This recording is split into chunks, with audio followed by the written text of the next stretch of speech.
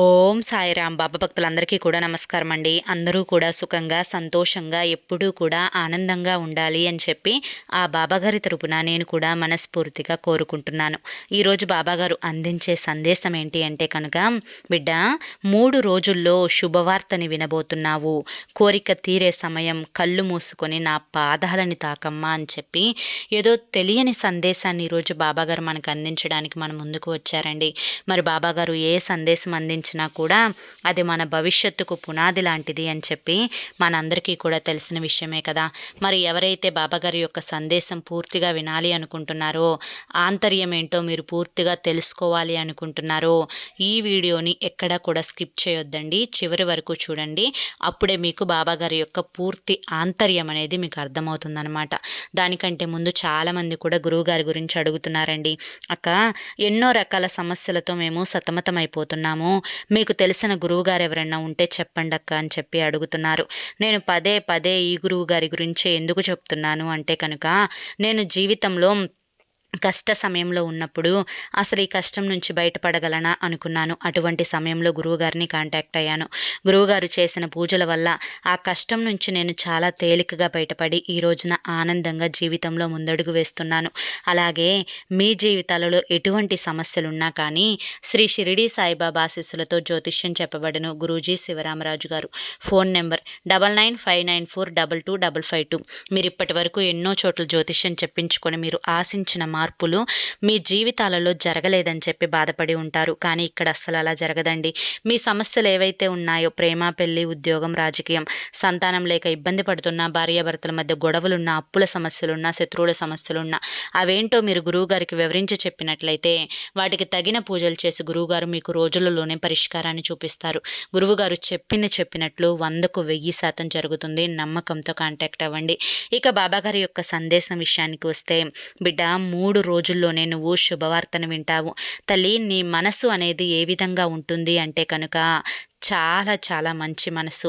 ఎప్పుడూ కూడా నా కారణంగా ఎదుటివారికి మాట రూపంలో కానీ, చేతల రూపంలో కానీ ఏ కష్టం అనేది రాకూడదు అని చెప్పి ఎక్కడికక్కడ కూడా నువ్వు మాటని అదుపులో ఉంచుకొని మాట్లాడతావు. చేతలు కూడా ఎదుటివారిని నొప్పించకుండా చేస్తూ ఉంటావు.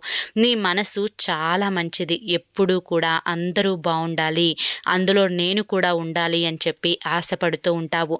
ఎన్నిసార్లు నీకు ఎదుటివారు నష్టాన్ని కలిగించినా, ఎన్నిసార్లు వారి వల్ల నీకు అవమానాలు ఏర్పడినా కూడా మళ్ళీ మళ్ళీ వారిని క్షమిస్తూనే ఉంటావు. వారి అవసరాల కోసం నువ్వు మరలా కూడా ఉపయోగపడుతూనే ఉంటావు.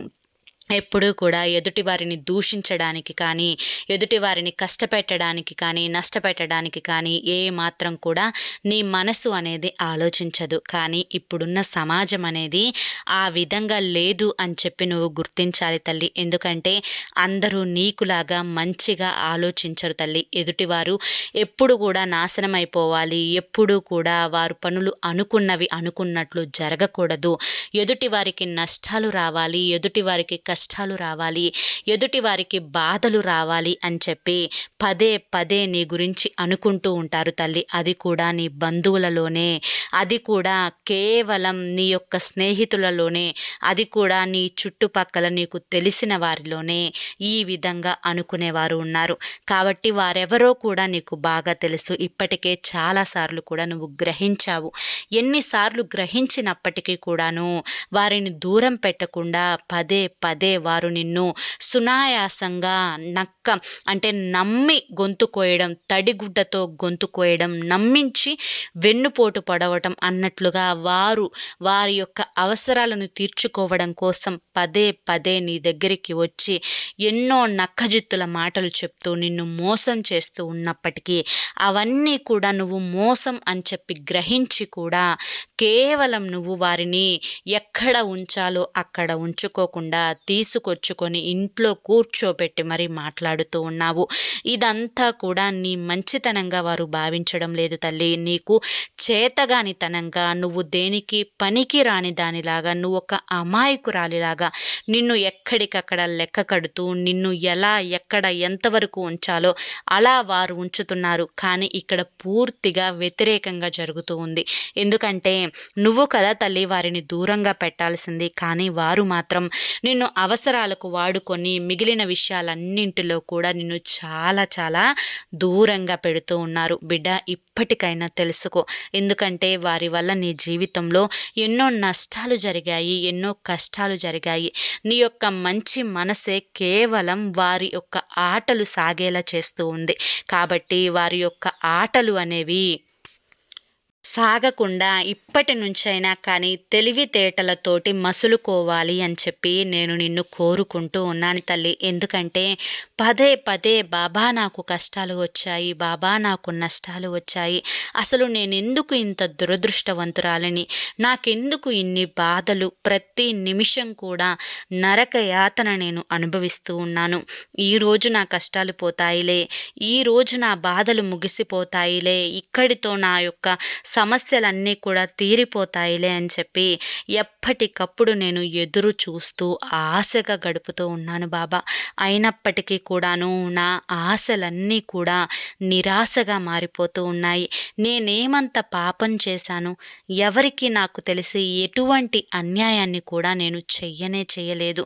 అయినప్పటికీ కూడాను ఈ కష్టాలు, ఈ సమస్యలు నన్నెందుకు వెంటాడి వేధిస్తున్నాయి బాబా? అంత కాని పని నేనేం చేశాను? ఎవరికి కూడా ఏ ద్రోహాన్ని కలలో కూడా తలపెట్టలేదే.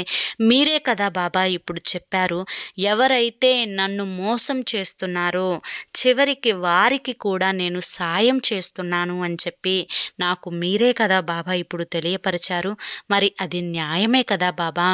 నేను నా పగవారికి కూడా సాయపడుతూ ఉన్నానే, నా పగవారి మంచిని కూడా కోరుతూ ఉన్నానే.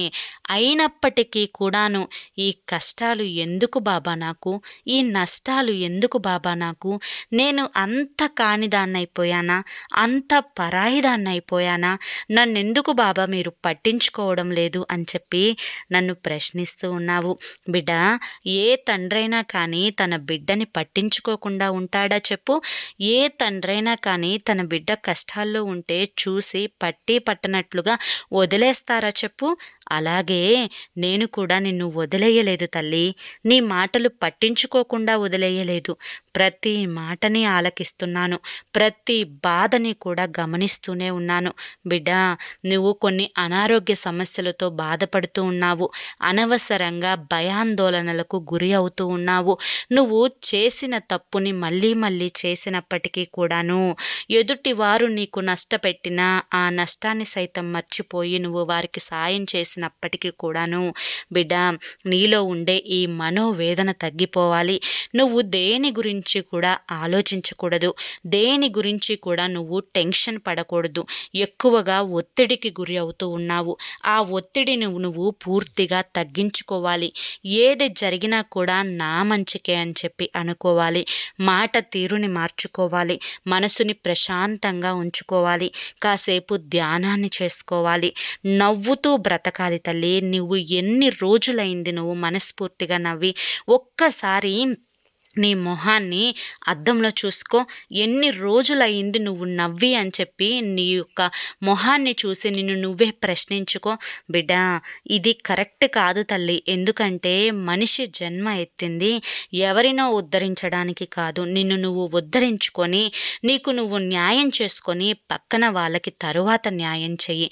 అంతేకాని ఎప్పుడూ కూడా ఏదో కోల్పోయినట్లు ఆలోచిస్తూ, ఏదో నీ జీవితంలో మిస్ అయిపోయినట్లుగా దాని గురించే మనోవేదన చెందుతూ ప్రతిసారి కూడా కష్టం కష్టం అని చెప్పి కష్టాన్ని తలుచుకుంటూ ఉండకూడదు తల్లి.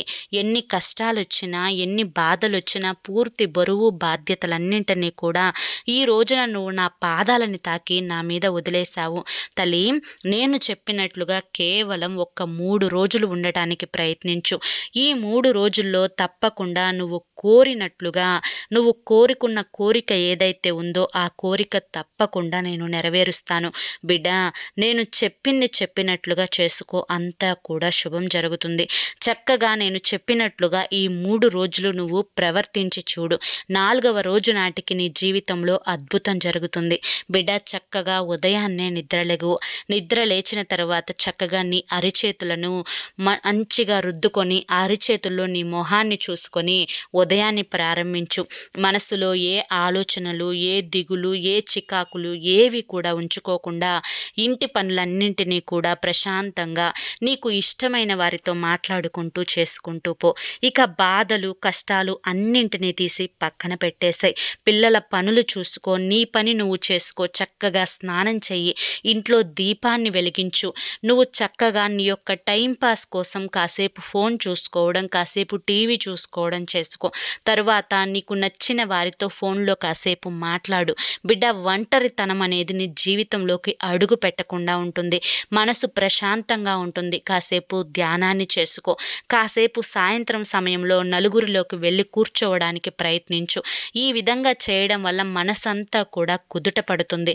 బిడ్డ, ఒకరోజు శనివారం వేప చెట్టు రావి చెట్టు కలిసి ఉన్న దగ్గర ఒక చెంబుడు నీరు పోసి ఒక పెద్ద ప్రమిద తీసుకొని 2 ఒత్తులు కలిపి ఒక ఒత్తిగా మార్చి మొత్తం 12 ఒత్తులతో 6 ఒత్తులుగా మార్చి నువ్వుల నూనెతో నీ యొక్క కోరికను సంకల్పాన్ని నువ్వు మనసులో సంకల్పించుకొని ఆ దీపాన్ని వెలిగించు. దీన్నే అఖండ దీపం అని చెప్పి అంటారు. ఇలా వేప చెట్టు రావి చెట్టు కలిసిన దగ్గర అఖండ దీపాన్ని వెలిగించి ఎవరైతే సంకల్పించుకుంటారో శనివారం రోజు ఆ సంకల్పం అనేది తప్పకుండా సిద్ధిస్తుంది. బిడ్డ, 3 రోజుల్లో నువ్వు అనుకున్న కోరికలన్నీ కూడా తప్పకుండా తీరతాయి. నువ్వు ఏదైతే శుభవార్త వినాలి అని చెప్పి అనుకుంటున్నావో ఆ శుభవార్త తప్పకుండా నీ చెవిన పడి తీరుతుంది. బిడ్డ, నా పాదాలను తాకిన నా బిడ్డను ఎన్నడూ కూడా నేను మోసం చేయను. నా బిడ్డకు ఏ రోజు కూడా నేను అన్యాయం అనేదే చేయను.